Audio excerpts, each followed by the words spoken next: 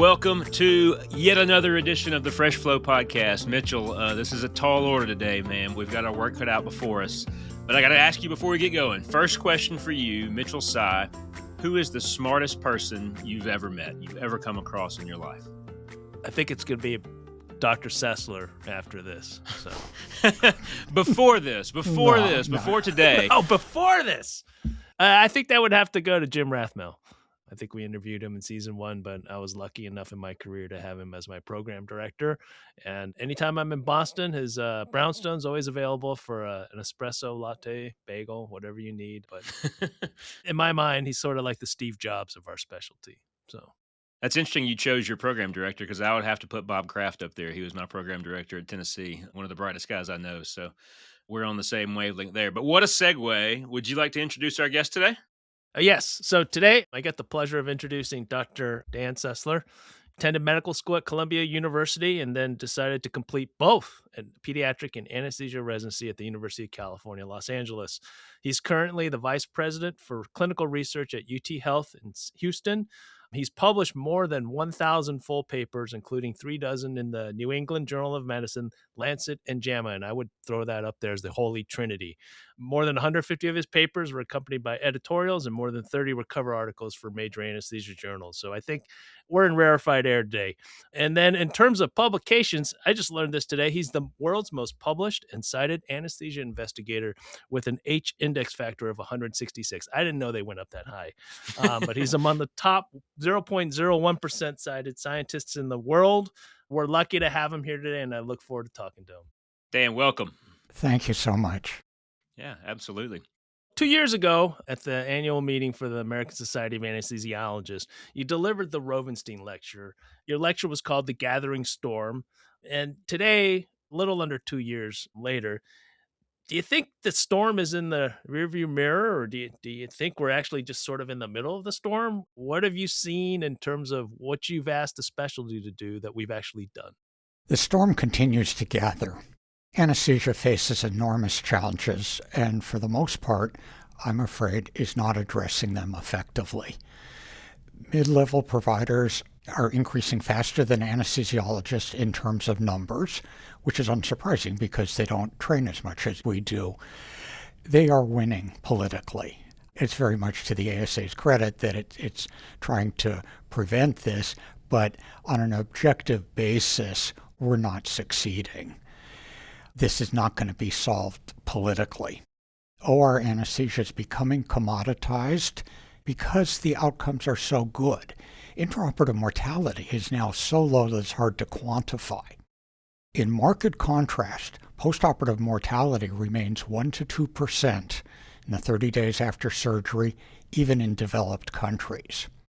Currently, there's a shortage of anesthesia clinicians, but the supply-demand ratio is going to flip at some time. And two major drivers of that will be the baby boom cohort, which is currently in their late retirement years. The time that requires a lot of surgery is going to pass. And when it does, there will simply be less demand for surgery and anesthesia. The other factor is new drugs like remimazolam. Remimazolam is safe and it's easy to use, and it already is increasingly being used by non-anesthesiologists and non-CRNAs, just ordinary nurses and other types of clinicians, for so-called deep sedation, which previously would have been considered anesthesia. Once the supply-demand ratio flips, demand for anesthesiologists is going to decrease precipitously. Salaries are going to go into free fall. The supply-demand ratio economic equation is highly, highly nonlinear. So when we move from having slightly fewer anesthesiologists than we need to slightly more, demand and salaries are going to collapse. Some anesthesiologists may no longer have jobs doing anesthesia, and that's a problem because most of us are not trained to do anything else. And there are board certification and other impediments to us suddenly trying to do some other type of medicine. Postoperative care is where we can provide value. Postoperative mortality is the big perioperative problem. That is the fourth branch of anesthesia that I've proposed. This is a branch of anesthesia where anesthesia clinicians work full-time or something close to full-time, taking care of postoperative patients on surgical wards. These patients are really sick. Remember, everybody who isn't sick, anybody who doesn't have a large operation, goes home. Something like 80% of all patients in the United States go home on the day of surgery. Anybody admitted to a surgical ward is sick. And yet we care for them the way we did 50 years ago. Well, 50 years ago, a patient came into the hospital 2 days before surgery. They stayed for 2 weeks after surgery. We didn't operate on people over 60. We didn't do large operations. The average acuity in hospitals a half century ago was about what you'd find at a church picnic. But that's no longer true. Anybody who's in a hospital now is really, really sick. But we stick them on surgical wards. We monitor them every 4 to 6 hours, just the way we did a half century ago. No wonder they don't do well. We have an opportunity to really take care of these patients. And that's not just taking care of anesthesia. It's not just doing a pain consult. What I'm talking about is real medical management that addresses their baseline underlying comorbidities, because it's their underlying comorbidities that kill them. It's not the anesthesia. It's not the surgery. Both anesthesia and especially surgery stress the underlying conditions, and they make it worse. They aggravate underlying conditions, but these need to be managed. Many of these patients are not on the right drugs. They're not managed appropriately because anesthesia comes by, does a pain consult, surgery comes by, looks at the wound. That's not what's killing patients. Somebody needs to take care of these patients. We are ideally situated because we understand both the medical and surgical complexities.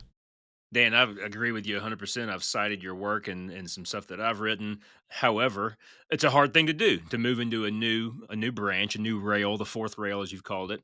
Is anybody out there making progress? Have you seen examples? And you've also mentioned we face some competition, right? There are other people who might throw their hat into this ring. Where do we stand? Are we making up any ground? And what do we need to do to make sure we stay on top of this opportunity? Well, we are. I mean, the ASA recognizes the problem, and there are some departments, few, but there are some departments who are starting to take this seriously. But there are other groups who are as well. There are groups that are doing intensive post-operative management and doing it well, and not all of them are from anesthesia. I grew up in Southern California, and it's obvious that you spent time in LA. And when you grow up in Southern California, it used to be you took the freeway, right? Because it was just faster to get places. It's not true today because it's the world's largest parking lot. There's a method to the madness in what I'm trying to say here. But there are systems out there that have talked about a perioperative surgical home, right? The Mayo Clinic had anesthesiologists working as hospitalists, essentially. And I think that's probably the model that we're pushing for here. But how do you build that model structurally? Right? How do you convince healthcare systems that this is what you need to fund and this is gonna help you out in the long term and help our patients? This is going to be a challenge. And while I think a fourth branch of anesthesia is critically important for the specialty, I'm under no illusion that this is easy.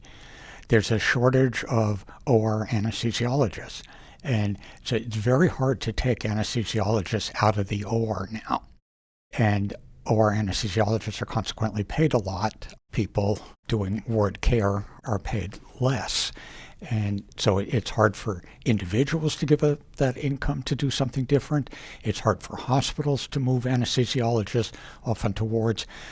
But I'm nonetheless worried because this is going to be an important escape hatch for anesthesia as OR anesthesia becomes increasingly commoditized. As the supply-demand ratio flips, we may suddenly find that there's just a lot less demand for OR anesthesia. Ward care is something that we can do, and we can do well. The trouble is that if we wait for 10 or 15 years, whenever the supply-demand ratio flips, it may no longer be available to us. Other specialties are already doing this, and they may well own it. There are already, for example, fellowships in post-operative care in internal medicine departments. Thank you. No, I mean, we started this conversation today with Matt and I talking about the program directors that taught us, right? And it would almost seem like we should be doing this in residency, right? Teaching our residents so that they have a viable future option down the road. Absolutely. If we're going to take it seriously, it needs to be something that we teach our residents, and they need to spend months there, not days, on wards. And it would be really helpful if it became a subboard certification, because if we don't, other specialties will establish subboards in postoperative care, and once they do, that's going to be a ring fence around the field. It's going to be hard for us to enter at that point. And we've had two prior examples, right? Intensive care and then pain medicine within our own specialty. Exactly. So, Dan, one of the things that's going to enable this opportunity in postoperative care is technology, right? It's wearables, it's AI-driven platforms. You sit in a pretty unique spot at the Outcomes Research Consortium. You get to see all the studies out there. You get to see what's happening. One of the things I love to do with our residents is show them the Alaris pump and show them the name on it from a few years ago if they have an older pump, and the name on it from right now if they have a new one. It used to say Care Fusion, now it says BD. Predictive prescriptive analytics are the thing right now. I think BD is positioning themselves to create a closed loop hemodynamic platform. You get to see all of this. Where is our specialty heading, and where is AI technology taking us? AI is certainly going to be profoundly influential. So there are already various examples. You listed one, but there are others. Anesthesia machines can control volatile anesthetic administration to designated MAC fractions, and other new products are coming soon. For example, Perceptive Medical is developing a syringe pump that will automatically titrate norepinephrine administration to keep blood pressure within a designated range. New anesthesia delivery platforms will undoubtedly incorporate more and more automation. Automation will almost surely improve anesthesia delivery since closed-loop systems consistently outperform humans. This has been true across pretty much every system in every context that anybody's looked at. But that doesn't mean that humans will be unnecessary.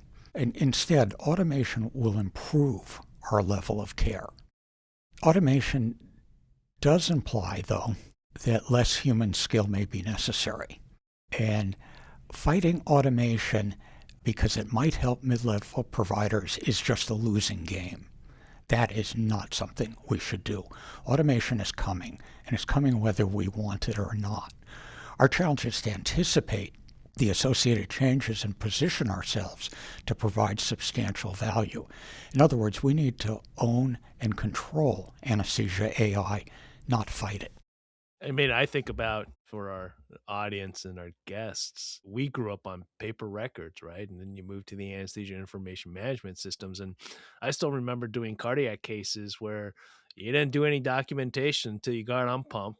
And then you did all your documentation while you're on pump, drop your meds for your next case, and then you fly off pump, right? But that's where the automation, the technology actually increases our cognitive bandwidth. So we're able to actually focus on the patient, right? And so I would argue that part of our adventures with AI needs to figure out how we can actually take these tools and adapt them to help us make us better. I couldn't agree more. AI can be hugely useful to us because it can take a lot of the mechanics away and allow us to do more cognition and provide better care.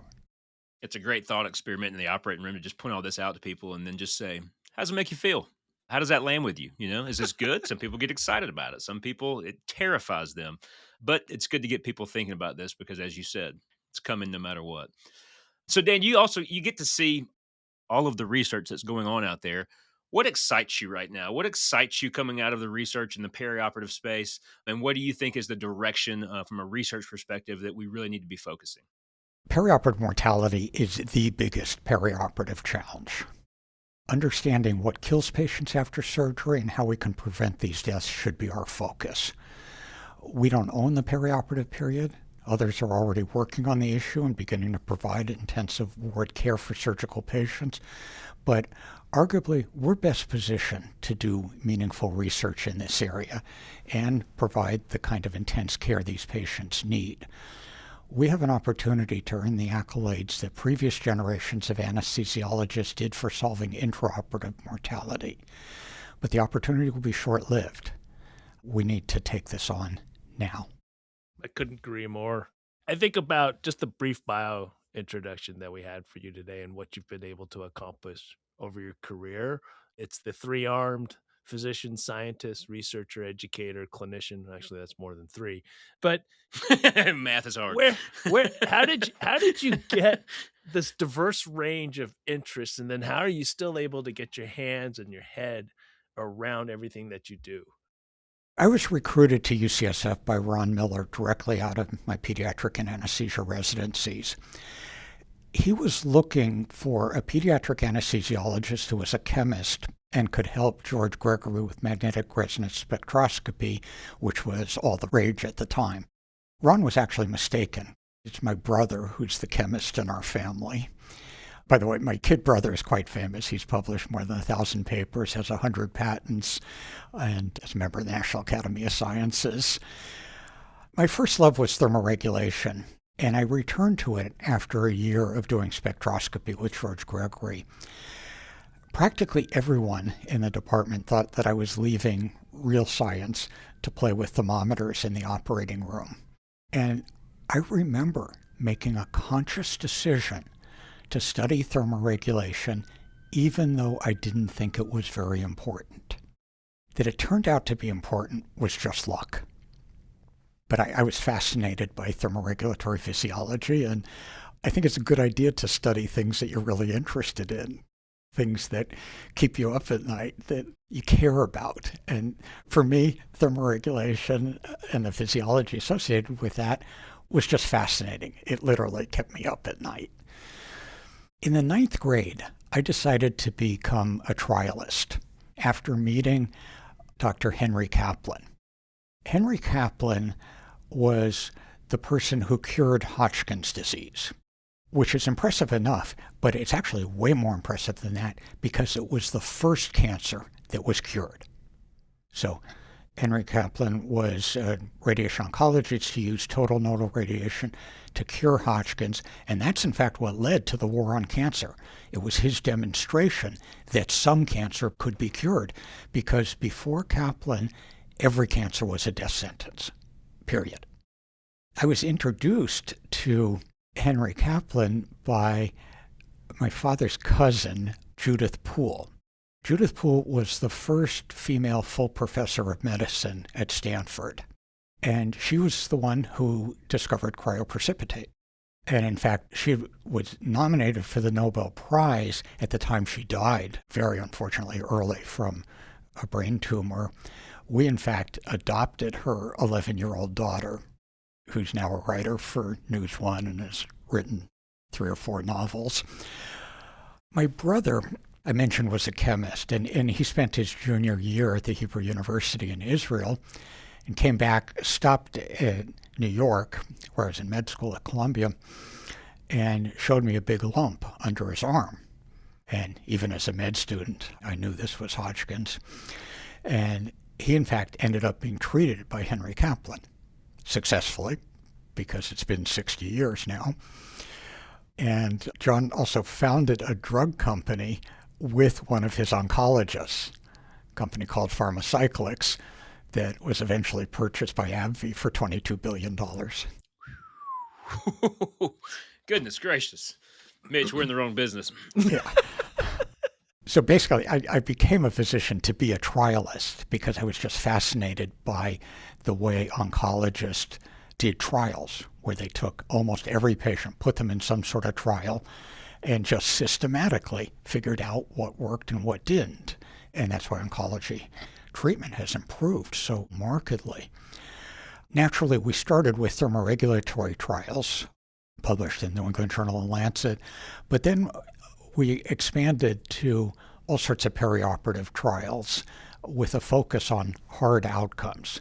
Our interest is trials that evaluate clinically meaningful things. And by hard outcomes, I mean things like myocardial infarction, stroke, death, these sparse dichotomous outcomes. They're hard to study because you need very large sample sizes. Sample sizes for these trials almost always more than 1,000, sometimes many, many thousands. But those are the trials that provide robust, actionable evidence and guide clinical care. And so that's our focus now. So in your Rovenstein lecture, you mentioned the arc of human history. That's how you started. And I'm going to give Mitch credit for writing this question. It's a very good one, but it seems appropriate to follow that up with this. You mentioned the arc of human history, and that's kind of how you got that lecture going and that article that followed. Where are you in your arc? Where is Dan Sessler in the arc of your career? For the first 10 years of my career, I did only thermoregulation, aside from that brief stint on spectroscopy. And I think that was the right thing to do, and it's what I advise people now, is develop a niche. You want to be the world's expert in something initially. The trouble is that after a decade, we had answered the big questions in thermoregulation. Now, that left me with a choice. So I could either become narrower and narrower and start doing questions that only me and my mother cared about, or I could switch to a different field, or we could just do something much broader. So in a fit of colossal arrogance, I decided, okay, we're going to do all perioperative clinical research. Now, that was just loony because we didn't have nearly enough people to do that. We didn't have the bandwidth or the skill set, frankly, to do that.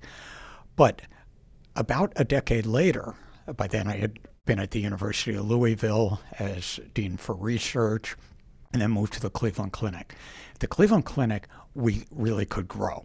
We had lots of space, we had funding, and we grew to a department of outcomes research with about 65 people in it.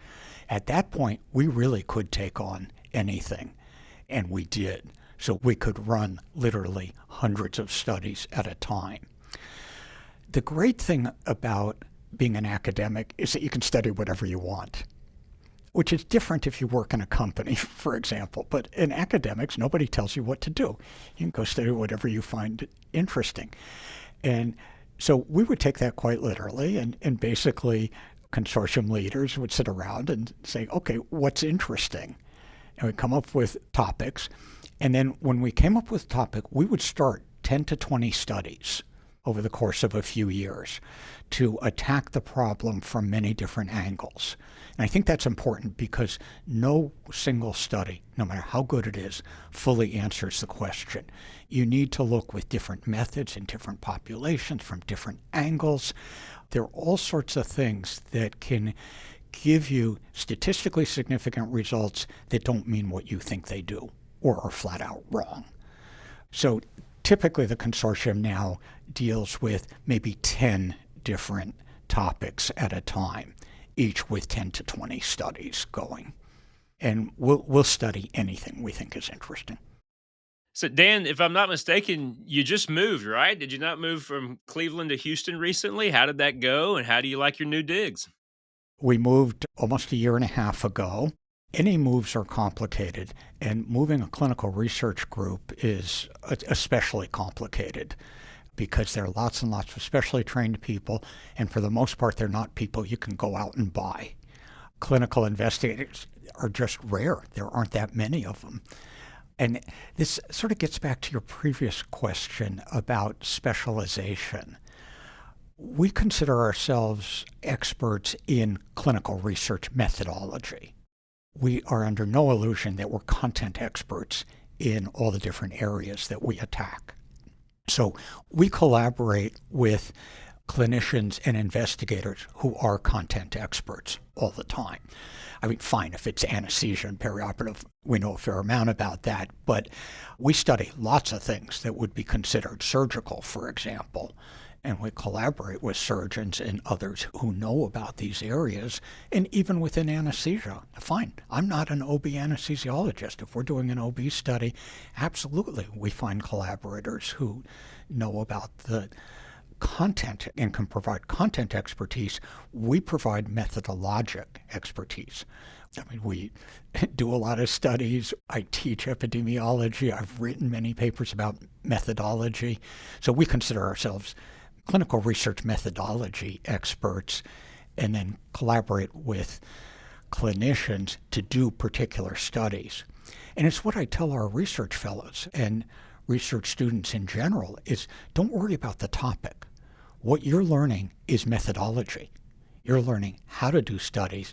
In 1 month, you can segue that knowledge to a different specialty, but you need to know how to do research to be effective. I think the investment world equivalent, Matt and Dr. Sessler, would be Berkshire Hathaway. I'm sorry, would be what? Warren Buffett and Charles Munger. They know how to invest. They might not understand how to make Coca-Cola, but they know how to make investments. Welcome inside Mitch's mind, Dr. Sessler. It's still puzzles me every time we do one of these. So, Okay, interesting that you mention Warren Buffett. So Warren Buffett's acknowledged mentor was Ben Graham. Ben Graham was actually a distant relative of mine. what? Yeah, and he started a mutual fund, and it was the first one ever. The concept of mutual fund didn't exist at the time. So Ben Graham started the first ever mutual fund. And my grandparents didn't really think this was going to work, but he was a relative. So they invested a bit in Ben Graham's company. His company actually did quite well. And at one point, he ended up owning Government Employees Insurance Corporation. Oh, wow. In his mutual fund. And the Securities Exchange Commission told him that he wasn't allowed to own a company inside of a mutual fund. So he could have just sold it, but instead what he did is he distributed it to all his original investors, including my grandparents, who then passed the money down to my parents and eventually to me, and that's what got me through medical school. Wow, come That's on. amazing. I did not see that curveball coming at me. So now we're getting to see the fun side of Dan Sessler. Dan, everybody knows you as being the most published anesthesiologist in the world and the H index and all that stuff, all the studies. What's a fun day for you? What's a non-work unwinding day where Dan Sessler does something just for purely fun? Oh, okay, that's easy. I start in the morning with a run or a bike ride, and go to a museum in the afternoon, and then an opera in the evening. Come on. And maybe some fine bourbon after that. There we go. There we go. Another question that we've done pretty routinely on this show is looking back, where you sit now, all of your accomplishments.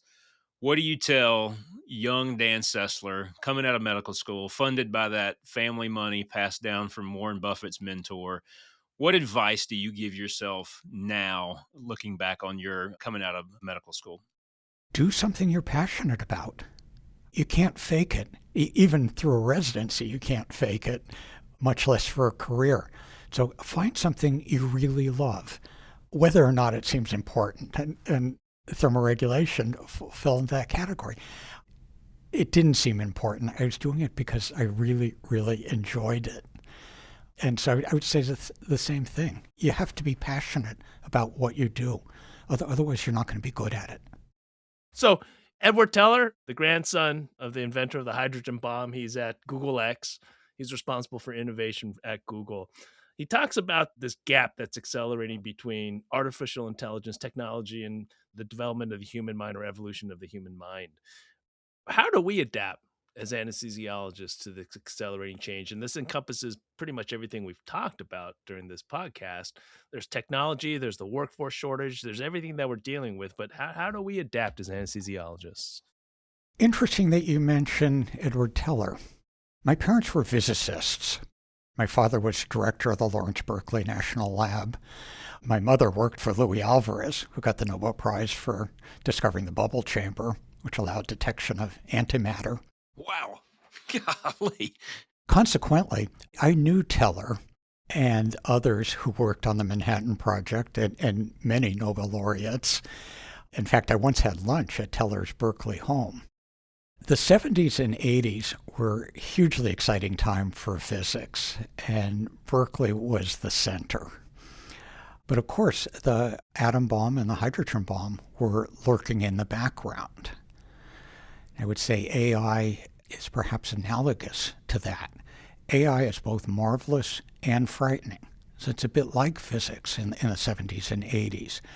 If we only worry about whether AI will take our jobs, we're going to miss enormous opportunities to use AI to enhance anesthesia and clinical care. The safest approach for us is to learn about AI and then aggressively incorporate it into every aspect of anesthesia, including research and clinical care.